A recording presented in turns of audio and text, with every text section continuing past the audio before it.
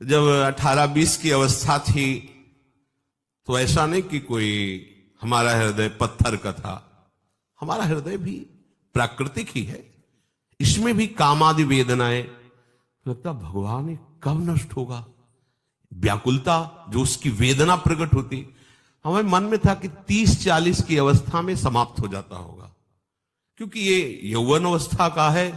तो चलो, तो एक दिन 92 वर्ष के थे वो, बड़े सत्संगी थे, वयोवृद्ध थे, ग्राम प्रधान भी थे, और वो आया करते थे कभी कभी। तो एक दिन एकांत में कहा कि देखो बाबा, आप हमारे पिता के तुल्य हैं, ये मत समझना कि हम किसी विनोद या उपहास के लिए पूछ रहे हैं, ये हम अपने अनुभव के लिए पूछ रहे हैं।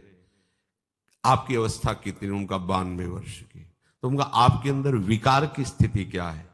तो उनका ब्रह्मचारी जी, विकार की स्थिति तो शरीर काम लायक नहीं, पर मन की हम दशा देखते, वो जैसा बचपन में था वैसा ही आज है। अब हमें भय लगा कि ये हमारी सोच भी गलत है कि 40 के बाद खत्म हो जाएगा। फिर परमहंस जी श्री ओंकारानंद सरस्वती जी, बड़े अमृत में ब्रह्म स्वरूप, बड़ी अपार श्रद्धा उनके चरणों में, क्योंकि उनको देखा है, उनकी स्थिति देखी है।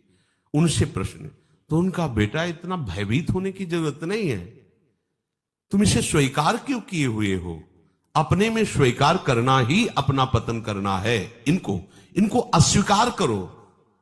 ये चाल उन्हीं से मिली, शायद है कि उन्हीं के वचन से युक्ति अंदर गई, नहीं हमारी सामर्थ्य नहीं थी कि समझ पाए, पढ़ा तो शास्त्रों में, लेकिन समझ नहीं आ रही थी। उन्होंने कहा इसको तुम स्वीकार क्यों कर रहे हो कि मेरे अंदर काम है?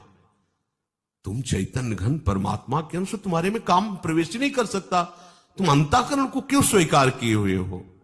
धीरे धीरे इसी सूत्र ने, जब कभी जलन, जब कभी ऐसा होता तो बचने का उपाय मिल जाता, मेरे में नहीं, फिर विवेक के द्वारा उसको शासित करना।